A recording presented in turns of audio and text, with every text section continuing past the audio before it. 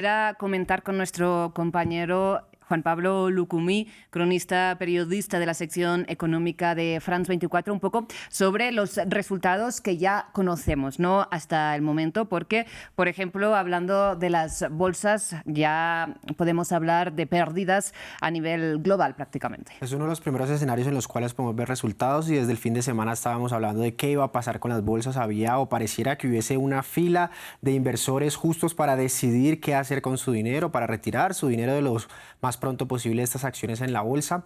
Y recordemos que una salida conjunta de inversiones llevan entonces a los indicadores al terreno negativo. Vamos a ver cómo queda el panorama. En el viejo continente, las bolsas cerraron con considerables pérdidas por la tensión en Oriente. Ven ustedes en pantalla como el índice español, el IBEX 35, fue uno de los que más perdió al cierre, seguido del alemán y el francés. La bolsa británica operó con un cierre de 1,2% negativo. Pero no solo los índices perdieron, las empresas también ven diezmado su valor en bolsa, particularmente las aerolíneas. Wall Street está en este escenario con United, Delta y American Airlines perdiendo entre 2 y 4% en sus acciones, con los inversores muy temerosos, hay que decirlo, con las compañías que deban cancelar más vuelos que la tensión en Oriente siga avanzando. Hay que decir que perdían esta mañana en la apertura un 6%. Las grandes ganadoras son las empresas petroleras. Aquí sí que se vio una capitalización de esta tensión o de este conflicto. Wall Street ni siquiera había abierto este lunes y Exxon, Chevron y Occidental Petroleum veían sus acciones subir hasta un 7% en el mercado. Ahora han moderado sus ganancias, pero siguen siendo todo un baño para los inversores en este sector. Evidentemente, este baño de ganancias no se podría dar sin el repunte que ha tenido el precio del petróleo, que se ha disparado a un nivel no visto en 4 años. A esta hora, los precios de referencia europeos y estadounidenses suben más del 6%. También han logrado entonces capitalizarlo. Pues sigamos hablando precisamente del petróleo, ¿no?, porque quizás es uno de los insumos clave en este conflicto y precisamente hay quien está capitalizando y quien también está siendo afectado negativamente por este cierre del Estrecho de Hormuz. Vamos a ver con nombres quiénes son los países más afectados. Como veíamos, los precios del petróleo suben a niveles no vistos hace 4 años, en gran parte porque se disparan al ver que pueda haber un riesgo del suministro de este insumo en uno de los principales productores del oro negro. Hablamos de Irán. Ahora, según los datos de la Administración de Información de Energía de Estados Unidos, China sería el principal país afectado por los cierres en el Estrecho de Hormuz, por donde transita cerca del 20% del crudo mundial. Con cerca del 40% de todo el petróleo que se transita por el estrecho, China muestra con estas cifras su enorme demanda energética y su dependencia de los suministros del Golfo. Los otros países que le siguen en la lista también son asiáticos, es decir, toda la región dependiente de lo que ocurre en Medio Oriente. India, por ejemplo, recibe el 15% de todo el crudo que transita por esta ruta, seguida por Corea del Sur, en donde termina el 12%, pero Japón y el resto de la región reciben más del 10% de ese oro negro, cada uno de forma discriminada. También hay que decir, Rosa, que aunque en menor medida otras regiones como Europa, América o África se quedan en conjunto con un 10% de todo el crudo que transita en esta ruta. Con todo esto, los mercados están incorporando poco a poco el riesgo geopolítico y también empiezan, como decíamos, a incluirlo dentro de sus ajustes para el futuro. De hecho, el domingo la alianza petrolera OPEP Plus, liderada por Arabia Saudita y Rusia, confirmó que aumentará en 206.000 barriles por día la producción de crudo, sin mencionar explícitamente los bombardeos de Irán, que mantienen a los mercados en tensión en un intento de nivelar este escenario, porque cuando hay esa escasez tratan de aumentar la producción. Bueno, Rusia en cierta manera se está beneficiando no solo, ¿no?, de la subida del precio del petróleo en esta guerra. Es un tema que ya hemos comentado y que comentaremos más adelante. Ahora hablemos, Juan Pablo, de otros insumos que también se están viendo alterados precisamente por esta ofensiva. Sí, Rosa, porque nos hemos concentrado en el petróleo, pero también recordemos que por aquí pueden transitar muchos otros importantes. Se trata, por ejemplo, en este punto de esa llamada operación militar de Estados Unidos, Israel e Irán, en la que se afecta este escenario.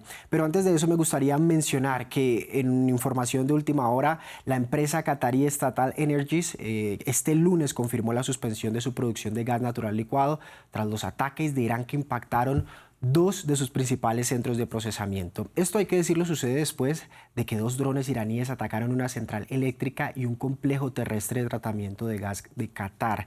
El precio del gas europeo, que ya registraba una fuerte subida el lunes por la mañana, aumentó entonces más del 50% luego del anuncio de la suspensión de la producción de gas natural licuado, y pues este valor que estamos mencionando queda aún más lejos de los niveles alcanzados en 2022, a inicios de la guerra de Ucrania, cuando superó por allá más arriba de los 300 euros. Juan Pablo, ahora sí que hablemos de otros productos, ¿no?, que transitan por esta ruta, pero no de las navieras que los transportan.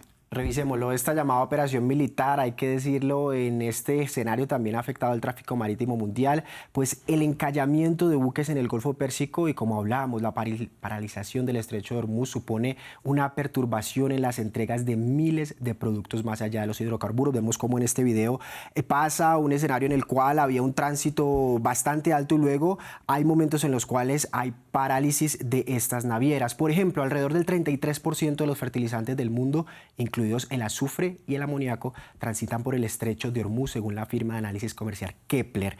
Estos fertilizantes son cargados en buques en Qatar, Arabia Saudita o Emiratos Árabes Unidos, con destinos que van desde India y China hasta Brasil, en América del Sur y también África. Pero además, un tema que está interconectado, porque gran parte de los fertilizantes se fabrican utilizando cantidades masivas de gas y petróleo, y ahora con el aumento de este, pues tienen un efecto dominó sobre los fertilizantes. Los plásticos también se ven afectados porque desde Emiratos Árabes Unidos salen importantes cantidades de polímeros. Desde allá se exportan anualmente hasta 23 millones de toneladas de polietileno, uno de los plásticos más usados en el mundo, y una cifra que representa el 15% de la producción mundial, Rosa.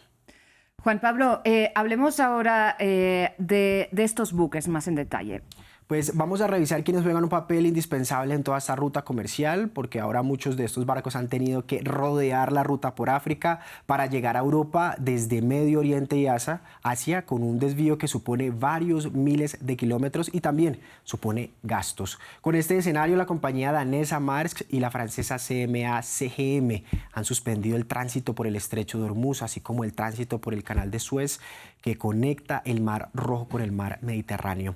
En los datos recientes sobre este impacto, la firma Mateus de France anunció que 60 buques con bandera francesa o pertenecientes a empresas francesas se encuentran entonces actualmente varados en el Golfo.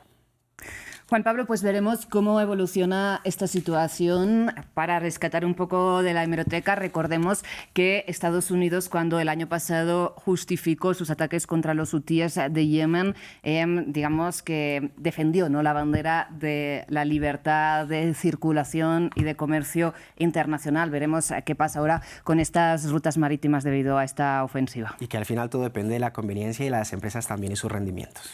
Lo seguiremos